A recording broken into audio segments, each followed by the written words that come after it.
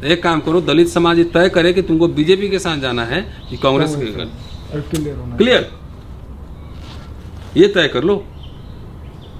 जो नौकरियां वगैरह मिली थी वो 40-50 साल वही कांग्रेस रूल में मिली थी। जो नौकरियां वगैरह मिली थी वो 40-50 साल वही कांग्रेस रूल में मिली थी। जो नौकरियां वगैरह मिली थी वो 40-50 साल वही कांग्रेस रूल में मिली थी। अभिषेक जी, जिस प्रकार एक बात एक कही गई कि जो तमाम बुद्धिजीवी है वो बुद्धिजीवी लगातार सवाल निशान खड़े कर रहे हैं और ये दावा करते हैं कि SC ST के तमाम जो लोग हैं उनको जो नौकरियां मिल पाई है वो कांग्रेस के बदौलत है। खासतौर पर दिल्ली के अंदर में जो बुद्धिजीवी है वो बुद्धिजीवी धड़ल्ले से इस बात को कह रहे हैं। कितना सहमत इतनी इनकी बात से? अभिषेक जी, आपसे जानना चाहूँ। इनकी बात से मैं 1% भी सहमत नहीं हूँ। क्यों सहमत नहीं हूँ, इसका मेरे पास जो है एविडेंस है, साक्ष्य है जी। कांग्रेस पार्टी अपने हमेशा से जो है वो खास करके schedule caste, schedule tribes, OBC और मुस्लिमों के हितों के खिलाफ रही है। और आपको पता है कि जो इस देश में दंगे होते हैं वो जो हिंदू धर्म के शास्त्र हैं उस शास्त्रों के आधार पे होते हैं। और कांग्रेस पार्टी कभी भी इस देश में दंगा रोकने में का प्रयास नहीं किया है। दंगा पहले करवाती है, फिर बाद में उसको क्या है पॉलिटिकल माइलेज लेने के लिए वो रोकती है।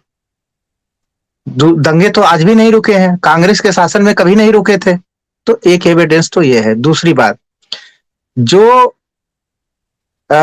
दलित लोग, जो बहुजन के लोग जो ये कहते हैं कि जो कांग्रेस पार्टी है उसने नौकरी दी है, तो मैं उनको बता देना चाहता हूं कि इस देश में कांग्रेस ने नौकरी नहीं दी है। इस देश में शिक्षा का अधिकार कांग्रेस ने नहीं दिया है। शिक्षा का अधिकार महात्मा फुले ने दिया है। महात्मा फुले के संघर्षों से इस देश में आज, चाहे वो शेड्यूल कास्ट के लोग हों, चाहे शेड्यूल ट्राइब्स के लोग हों, चाहे OBC के लोग हों, चाहे महिलाएं हों, चाहे अन्य कोई हो, उनको जो ये शिक्षा का अधिकार मिला है वो महात्मा फुले के कारण मिला है। उनके संघर्षों के कारण अंग्रेजों ने अपने कानून में ऐसी तब्दीली की। शिक्षा का अधिकार को उन्होंने लीगल राइट बनाया। दूसरा, रिप्रेजेंटेशन। आपको पता है कि ब्रिटिश काउंसिल में जो है सारे लोगों को रिप्रेजेंटेशन दिया जाता था धर्म के आधार पे। तो कानून किसने बनाया? वो कानून ब्रिटिश गवर्नमेंट ने बनाया। लेकिन शेड्यूल कास्ट, शेड्यूल ट्राइब्स और OBC के फेवर में कब ये कानून बना? जब साहू जी महाराज ने आरक्षण की शुरुआत की। साहू जी महाराज के कारण ये आरक्षण एक ग्लोबल, मतलब इस देश में पैन इंडिया फिनोमिना बना और उसके कारण बहुत सारे लोग नौकरियों में आए। तीसरी बात, जिनको इतिहास नहीं पता है वो ये इन तथ्यों को वेरीफाई कर लेंगे, तब उनको हो सकता है थोड़ी बहुत अकल आए। तीसरी बात यह है कि जो कहते हैं कि कांग्रेस पार्टी ने आजादी के बाद से ही शेड्यूल कास्ट, शेड्यूल ट्राइब्स को नौकरी दिया है, तो वो ये भी बात वेरीफाई कर लें कि कौन सा ऐसा डिपार्टमेंट है, कौन सी ऐसी मिनिस्ट्री है जिसमें कांग्रेस के जमाने में बैकलॉग की स्थिति नहीं रही है। कांग्रेस के उन्हीं डिपार्टमेंट में शेड्यूल कास्ट, शेड्यूल ट्राइब्स को नौकरी मिली है जिस डिपार्टमेंट के मंत्री जो है बाबू जगजीवन राम होते थे। हालांकि बाबू जगजीवन राम को बाबा साहब के खिलाफ तैयार करने की कोशिश कांग्रेस पार्टी ने की थी, लेकिन बाबू जगजीवन राम जिस भी डिपार्टमेंट में गए उनका कंट्रीब्यूशन ये है कि उन्होंने अपने समाज के लोगों को C और D ग्रेड की भर्तियों में पोस्टों पे भर्ती किया। लेकिन A और B ग्रेड की भर्तियां आज भी नहीं है।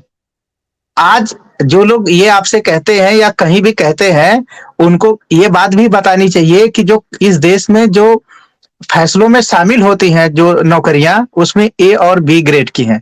A और B ग्रेड की नौकरियों में schedule caste, schedule tribes, OBC, minority के लोग कितने हैं और कांग्रेस के जमाने में कितने थे वो बता दें। मुझे लगता है कि उनका जो ज्ञान है वो इसी बात पे जो है ना क्लियर हो जाएगा कि वो कितना कांग्रेस को जानते हैं और कितना वो समाज को जानते हैं। ये लोग कौन से लोग हैं जो इस तरह के कांग्रेस की तरफ से जो है ये समाज में बात फैलाने की कोशिश करते हैं? वो बहुजन समाज के गैर जिम्मेदार, चरित्रहीन लोग हैं। और वो क्यों इस तरह का क्यों मुजाहिरा करते हैं? वो इसलिए मुजाहिरा करते हैं क्योंकि उनको लगता है कि हम बहुजन समाज के साथ गद्दारी करेंगे तो उसका इनाम उनको राज्यसभा या उनको कहीं मंत्री या उनको कहीं विधायकी का टिकट, इस तरह से कांग्रेस उनको प्रमोट करेगी। मुझे उनको मैं उनको बताना चाहता हूं कि अगर आपको कांग्रेस में अपना हित साधना है तो आपको एक इलॉजिकल मैन की तरह अपनी पर्सनालिटी बनानी होगी। क्यों? क्योंकि ऐसा बापूजी चाहते थे। बापूजी का कहना था कि जो सबसे ज्यादा बेवकूफ है उसको आप कांग्रेस में बड़े बड़े पदों पे ले आओ, ताकि आप उसके माध्यम से ये कह सको कि हमने शेड्यूल कास्ट शेड्यूल ट्राइब्स को क्या किया, भागीदारी दी है। और आप ऐसे आदमी को भागीदारी दो जो कभी भी आपके खिलाफ जो है कोई संघर्ष न कर पाए, कोई बात न कर पाए, वो अपने समाज को कभी रिप्रेजेंट न कर पाए। तो अगर आप चाहते हो कि आप कांग्रेस में अपना हित साधना, तो आप जो ये बापूजी की जो क्वालिफिकेशन है वो क्वालिफिकेशन आपको धारण करना पड़ेगा। कोई भी बहुजन समाज का संघर्षशील व्यक्ति, समझदार व्यक्ति या समाज के प्रति समर्पित व्यक्ति कभी भी उसको कांग्रेस न्याय नहीं दे सकती, कभी भी उसको रिप्रेजेंटेशन नहीं दे सकती। और अगर आप इसका बड़ा उदाहरण लेना चाहते हैं तो बाबा साहब का इस्तीफा आप देख लीजिए कि बाबा साहब ने किन आरोपों के साथ अपना जो लॉ मिनिस्ट्री से इस्तीफा दिया और सदस्यता से इस्तीफा दिया था, आप वो देख सकते हैं। तो कांग्रेस पार्टी की जो सच्चाई जानने के लिए जो है इन तथ्यों को आपको जानना जरूरी है। जी।